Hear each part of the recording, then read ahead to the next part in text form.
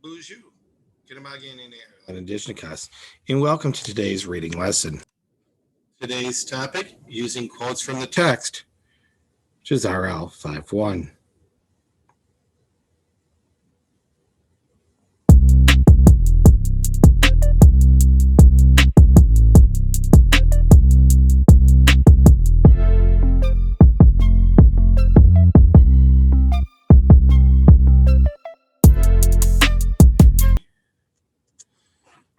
And the first story is one that you have seen before. What I will do is I will read the story, and then we will look for answers for each of these pages and be able to discuss how we found those answers. Then we will read the second story called Danger, and we will discuss again the story, but this time you will provide some answers and we'll go back and forth, much like a math lesson video would go. Founding farmers. Our country's founding farmers were not just passionate about liberty, they were also passionate about their farms and gardens. And the mark they left on America goes beyond their influence on our government. George Washington took breaks from his soldiers from time to time to write home about his garden. He left his generals shortly before the British invasion of New York to compose a letter to his estate manager about planting groves of flowering trees at Mount Vernon. Benjamin Franklin believed strongly that agricultural self-sufficiency would keep our country free from outside tyranny. While in London, dealing with political emergencies, he was also sending seeds back to Philadelphia, both to be used in his own garden and to be distributed to other Philadelphia property owners. When Thomas Jefferson and John Adams were in London for trade negotiations, they spent their spare time together touring English gardens. But there they were surprised to find that the English gardens were actually American. They recognized many species of American trees and shrubs, and later learned that they had been sent to England by Philadelphia farmer and botanist John Bartram. They realized that they could still have the ornate gardens that they had loved in England while living in America without being unpatriotic, and found it ironic that shortly after America had won its independence from Britain, England's gardens were filled with American plants. James Madison could be considered the founding father of American environmentalism. He tried to stop Americans from destroying the forest and the soil. He believed that for America to survive, they had to protect the environment. So, our first question: what impact did our founding fathers have on the U.S. apart from the government? One thing you could mention, looking right here, we're going to use our annotation tools. They were passionate about their farms and gardens. Believed strongly that agricultural self-sufficiency would keep our country free from outside tyranny.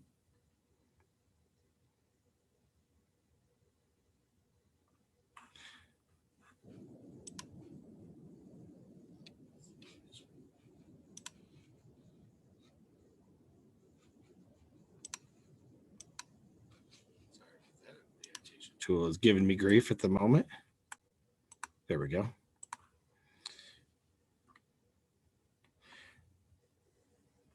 And also the final one that I would mention in here, tried to stop Americans from destroying the forest and the soil. So those three things could all go together in our answer up here. But what impact?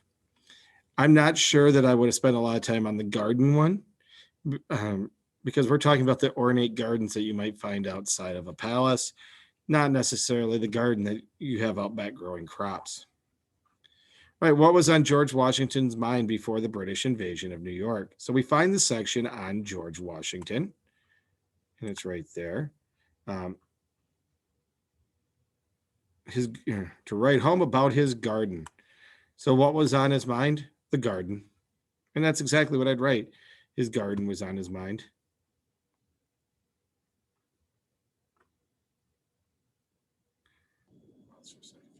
In.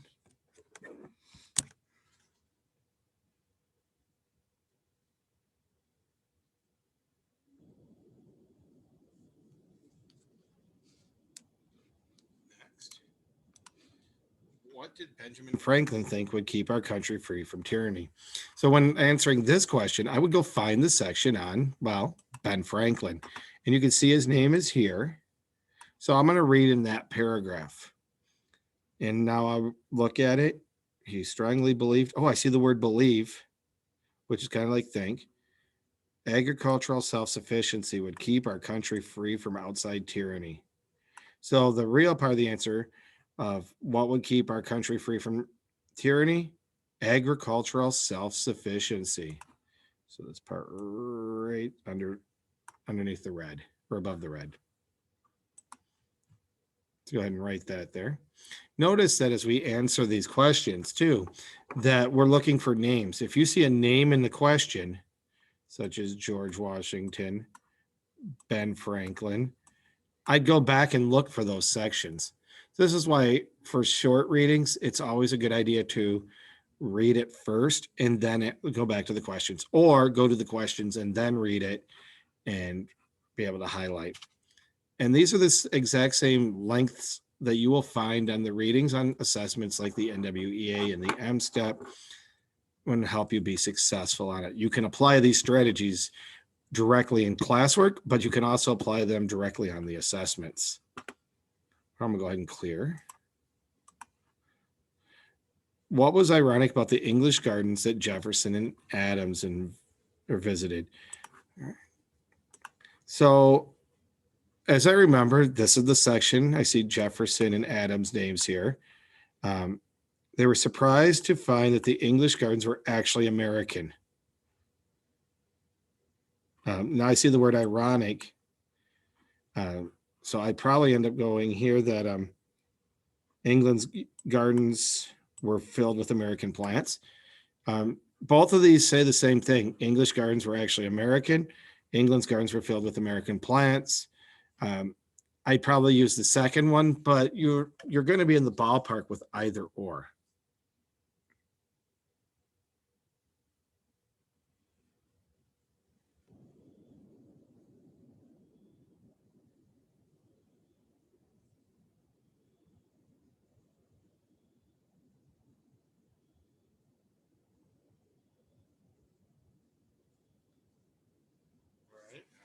All right. Final one. Why is James Madison the founding father of American environmentalism? So I find a section with James Madison. You can see it highlighted there. Could be considered the founding father of American environmentalism. So now I know I'm in the right section. He tried to stop Americans from destroying the forest and the soil, believed that for America to survive, they had to protect the environment. I would actually go with this one because it's, a lot of people have attempted to protect the soil and the land. There's thousands of years of indigenous history here as well. And we didn't want to waste. But as far as American environmentalists, that's talking about in the colonial and post-colonial era. So this is where I would go with that.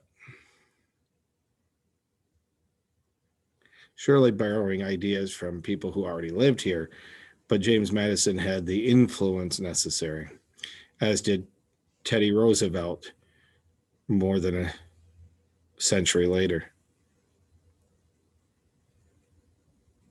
So you'll write that in here.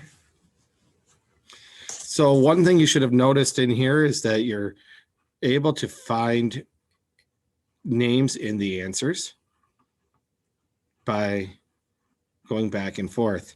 It's okay to highlight. If you remember on a number of our assessments, they come with a highlighter. You can do this exact same thing. Let me clear it. So now we're going to move into the other story, danger. Let's look at the questions first, just so we have an idea of what we'll be looking for. What happens to the plane at the beginning? Why does everyone get suddenly silent? Where do you think they are? What is the significance of the field? What is happening at the end? And what do you think happens next? So we have a lot of summary questions here, like what's going on. And then you have a prediction. In a prediction, or sometimes an inference, takes your knowledge, your knowledge that you already have plus what's in the story to put it together to make a detailed answer.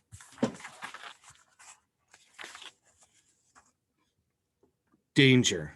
The noise of the plane changed. The roar that had been rattling him from both sides for the whole trip went suddenly lopsided. The pilot yelled something. George couldn't tell what he was saying. Diggs reached over and yanked at George's seatbelt to make sure that it was tight, and it occurred to George that the pilot must have been telling them to buckle up. Plane banked again, and George looked down out of the window. He was frightened and confused. They seemed to be changing directions.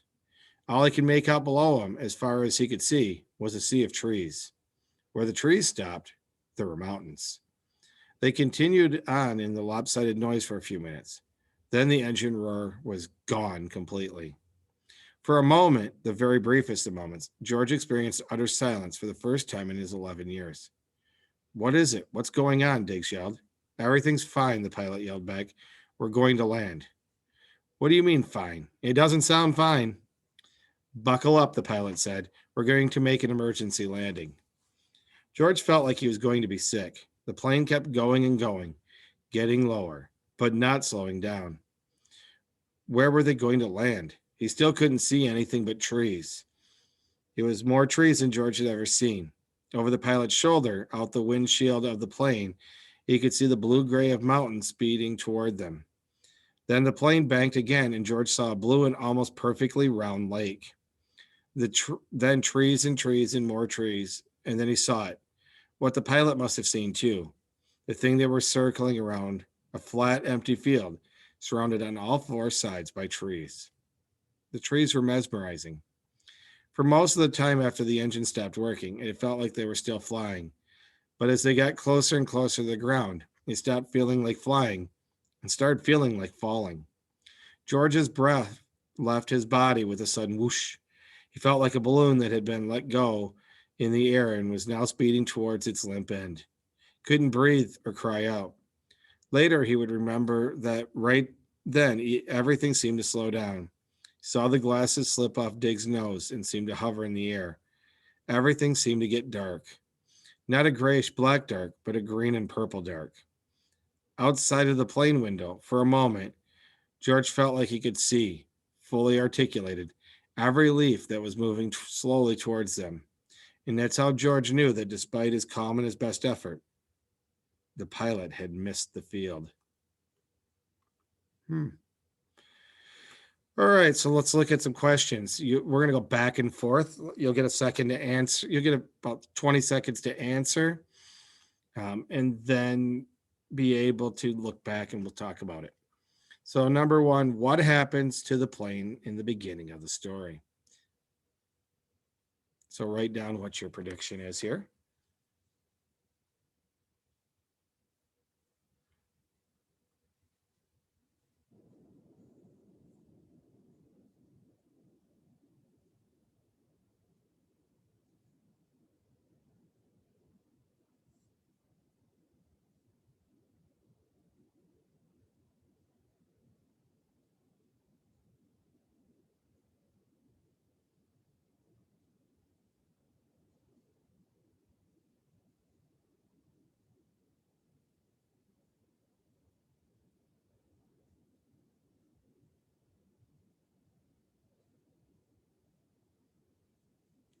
Okay, so let's go back to the beginning of the story. And remember, in a story, we have a beginning and a middle and an end. And at the beginning,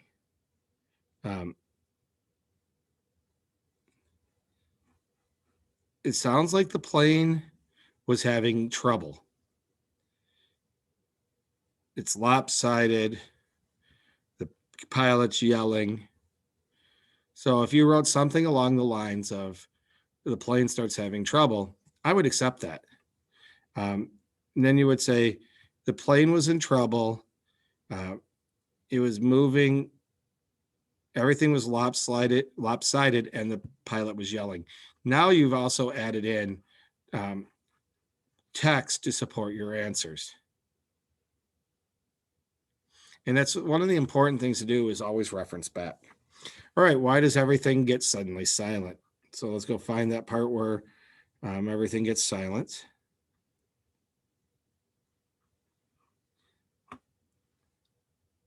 The engine roar was gone completely. And then the pilot says they're going to land. So why does everything get silent? This is an inference. If you're you've all heard airplanes flying overhead. You can hear them from quite a distance. What is it that makes a noise? Is it the wings? No. Is it the windshield? No. It's the engine. So why would an airplane get silent? Because the engine stopped working. And that's what you would write. The engine stopped working.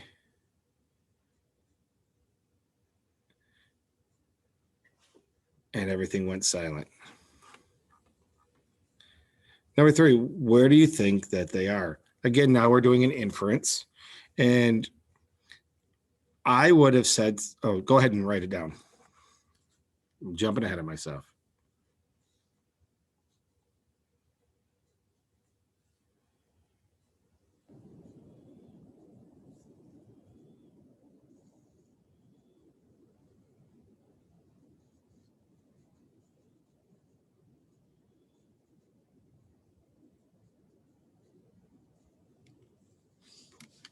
All right, let's see what we got here. Where do you think they are? Well, you have a couple possible answers. I would have gone something with forests. And I could say that, or I would have gone forests or mountains. I could see that they were more trees than he ever felt he had seen before. Nothing. I see nothing but trees. Blue-gray mountains speeding towards them. Um, those are the things you're going to want to reference when coming up with an answer. What is the significance of the field? Write down your thoughts. Again, this is an inference. And think about what an airplane needs to land, particularly.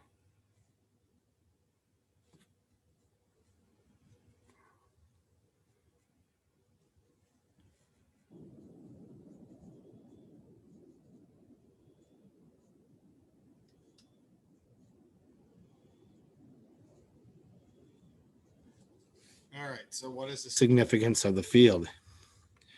Keep in mind at this point they were driving around and they're looking for a place to land, flying around looking for a place to land. Flat, empty field. What does that mean? That means they're going to try to land on a field. I don't know if you've ever tried to land something on a tree, but it's not easy. Going to land on a field. That's a little bit better because you need a space to actually come to a stop. What is happening at the end of the story? Go ahead and write what you think.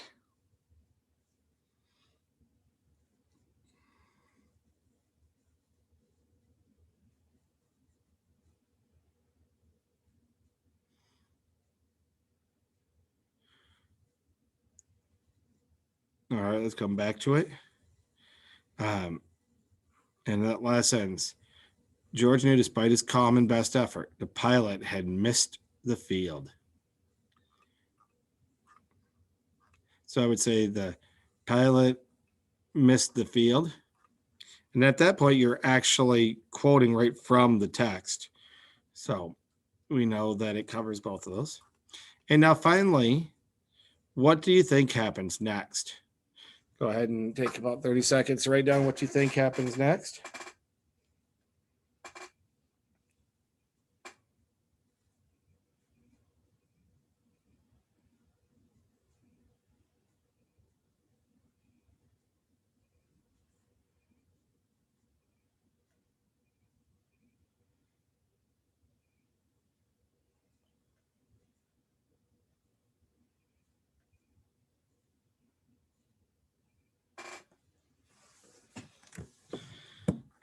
All right. So at this point, your answer is going to be based on a variety of things: the text, your imagination, and your own experiences.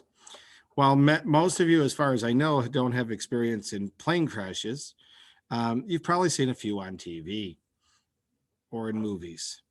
Um, If your answer was something like they went to the fair and got cotton candy, that wouldn't fit with the story. It won't make sense.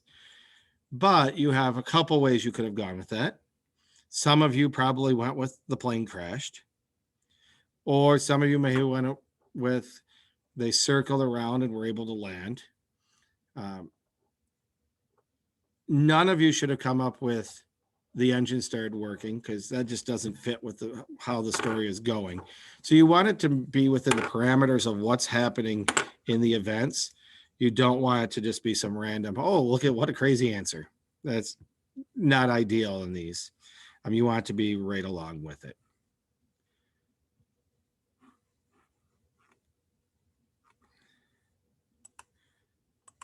If you have been completing these along with us, you have reached the end of the task today. I would like you to turn it in just to verify that you have completed it. If you are an at-home student, I will ask you to show it to me via Zoom. You do not need to send it to me. We want to check it out. If you have any questions about finding answers in a text, please do reach out, as our next session will be reviewing and you'll be having an opportunity to do it on your own. Have a minute, Gishigad, Minwa, Bama P.